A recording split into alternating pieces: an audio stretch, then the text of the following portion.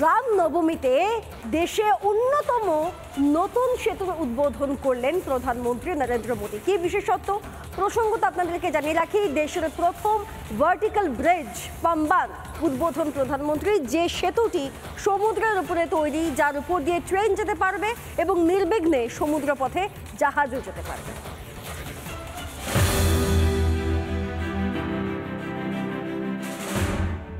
জম্মু কাশ্মীরের চেনাব নদীর ওপর বিশ্বের সবথেকে উঁচু রেল সেতু করে বিশ্বকে চমকে দিয়েছে ভারত। আর এবার দক্ষিণে উদ্বোধন হলো পাম্বান সেতুর। রিমোটে সুইচ টিপে সেতুর উদ্বোধন করলেন প্রধানমন্ত্রী নরেন্দ্র মোদী। পাম্বান সেতুর বিশেষত্ব কি? এটি দেশের প্রথম লিফট ব্রিজ। দেশের মূল ভূখণ্ডের সঙ্গে রামেশ্বরমকে সংযোগ করবে এই সেতু, যার দৈর্ঘ্য 2.2 কিলোমিটার। সেতুটি 72.5 মিটার উঁচু। সমুদ্রে জাহাজ চলাচলের কথা মাথায় রেখেই সেতুটি তৈরি করা হয়েছে। বঙ্গোপসাগরে জাহাজ এলে 17 মিটার উঁচুতে উঠে যেতে পারবে সেতুর মাঝের অংশ, আর নিচ দিয়ে অনায়াসে চলে যাবে জাহাজ। 550 কোটি খরচ করে তৈরি হয়েছে পাম্বান সেতু। সেতু নির্মাণে ব্যবহার করা হয়েছে স্টেনলেস স্টিল স্পেশাল পেইন্ট। সেতু নির্মাণে ব্যবহার করা হয়েছে এমন উপাদান যা আগামী শতাব্দী পর্যন্ত এর স্থায়িত্ব নিশ্চিত করতে পারবে। পুরনো পাম্বান সেতু তৈরি হয়েছিল ব্রিটিশ আমলে 1904 সালে। সময়ের সঙ্গে সঙ্গে সেতুটির ক্ষয় ও নিরাপত্তাজনিত কারণে 2022 সালে এটি বন্ধ করে ভারতীয় রেল। তার আগেই অবশ্য 2019 সালে নতুন পাম্বান সেতুর শিলান্যাস করেন প্রধানমন্ত্রী Narendra Modi.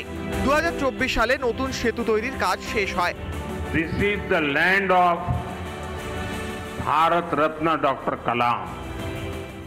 His life showed us that science and spirituality complement each other. Similarly, the new Pamban bridge to Rameshwaram brings technology and tradition together. This bridge is India's first vertical lift railway sea bridge. I congratulate the people of Tamil Nadu for this project. কথিত আছে এই রামেশ্বরমে শিবলিঙ্গ স্থাপন করে পুজো করেছিলেন শ্রীরামচন্দ্র। এটি দেশের 12 জ্যোতির্লিঙ্গের অন্যতম, হিন্দুদের অন্যতম তীর্থক্ষেত্র। নতুন সেতু চালু হওয়ায় কম খরচে কম সময় এখানে পৌঁছতে পারবেন ভক্তরা। রিপাবলিক বাংলা।